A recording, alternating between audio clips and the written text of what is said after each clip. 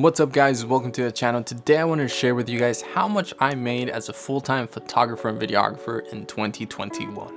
Now this video is completely inspired by Eric Floberg's version, and wow, he totally killed it. Those are goals for me in the next upcoming years. I'm nowhere near that, just prefacing, I'm nowhere near how much Eric Floberg made.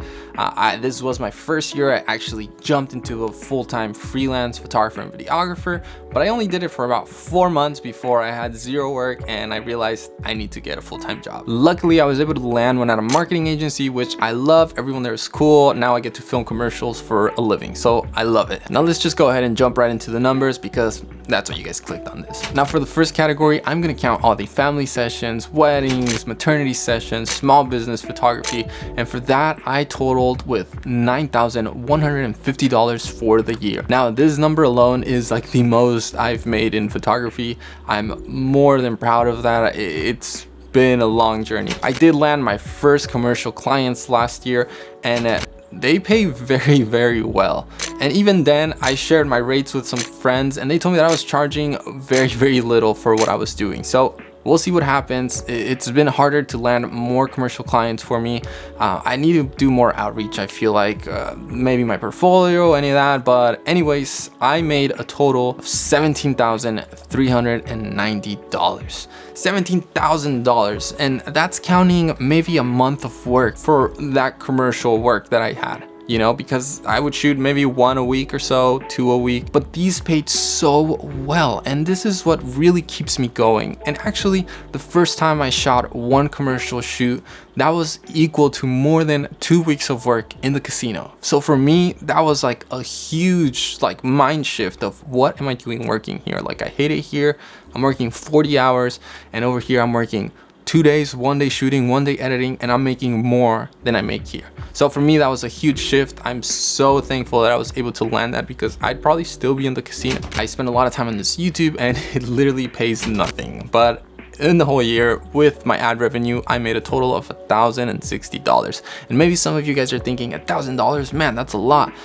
And yeah, it's a good amount of money. It's a good chunk of change because the amount of work I've put into these videos, I think I made 30 some videos last year. So just think about it, 30 videos, and I'm spending about 6 hours per video. That's a lot of hours. Like I did not get close to minimum wage to make all of this content. So make sure if you're enjoying this so far, like and subscribe. I really appreciate it. Now the next category is the Amazon affiliate links, and whenever you guys click on the links, buy a camera, buy a lens, or whatever it is that I'm talking, even if you buy something else, I get a little kick from that at no extra cost to you, which is the best part and why I like it. And from that, I made a total of $1,353. So thank you guys so much for purchasing from those links. It really helps out with me making more content, and you know, being able to tell my wife I'm actually making money doing these videos. Now for my fifth income, I'm gonna talk about my digital products. So last year I started posting more of my presets and started my Sellfy account to see maybe I could sell some stuff. I was selling prints and all that, and for that I made a grand total of $25. That's not even counting the cost of the prints and all the stuff that I had to buy. So yeah, I need to push more on that. Maybe just forget about it. I don't know. I think I'm gonna start creating more presets and maybe see if I can do more tutorials that might help sell those. We'll see. For my last category, it's YouTube sponsorships. And for that, I made a total of $0.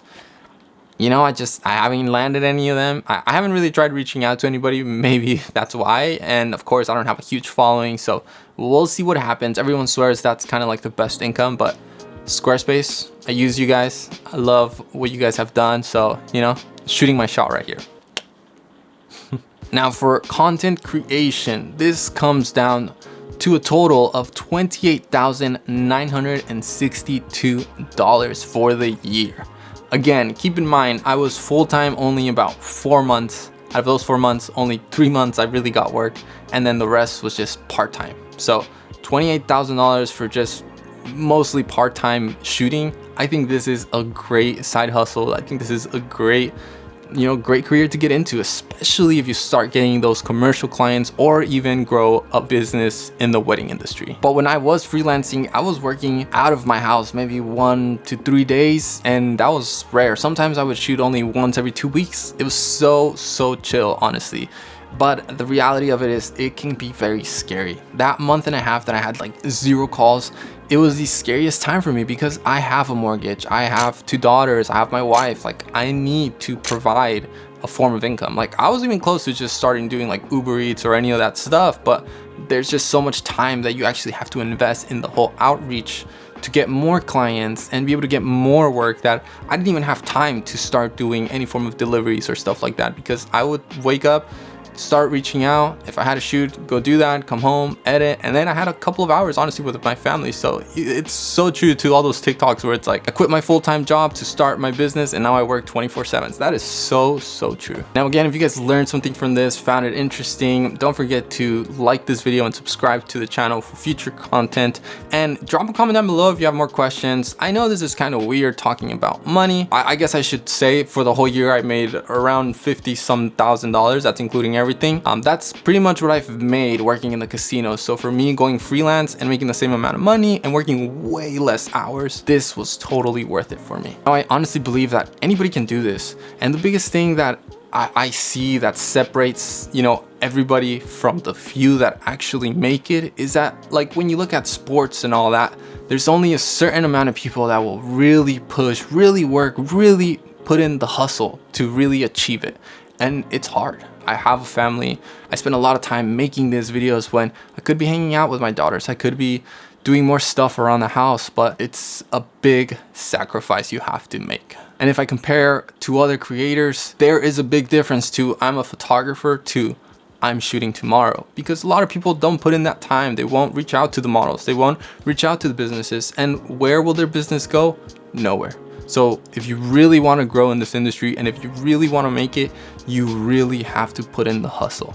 I feel like I mean, I didn't even make it. I had to go find a full-time job in order to succeed in this field. It was hard for me to really do it freelancing, and I'm going to be real with you guys and share with you guys my experience. So again, any questions, drop it down below. I'm just totally rambling at this point. I guess I'll just see you guys in the next video. Thanks for watching.